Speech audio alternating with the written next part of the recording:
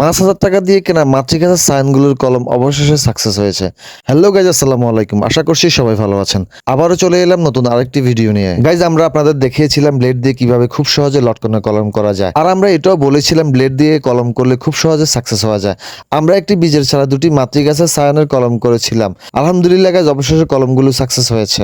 আমরা একটা মাতৃগাছ কিনেছিলাম 5,000 টাকা দিয়ে। যেহেতু আমাদের আরো অনেকগুলো গাছ দরকার, সে কারণে আমরা এই গাছের সায়ন দিয়েই কলমগুলো করেছি। যেহেতু কলমগুলো সাকসেস হয়েছে, এখন আমাদের কাজ হলো এই কলমগুলো পলিথিনগুলো খুলে ফেলা। গাইজ, আমরা বীজের চারায় মাতৃগাছের সায়ন দিয়ে কলম করেছিলাম লটকনের। এখন দেখুন মাশাআল্লাহ নতুন করে পাতা বের হয়েছে। আমাদের এই দুটি কলম, এই আর একটা কলম, দুটো কলমই সাকসেস হয়েছে। কলমগুলো সফল হওয়ার পর আমাদের পরবর্তী কাজ হলো বাকি ডালগুলো ছেঁটে ফেলা।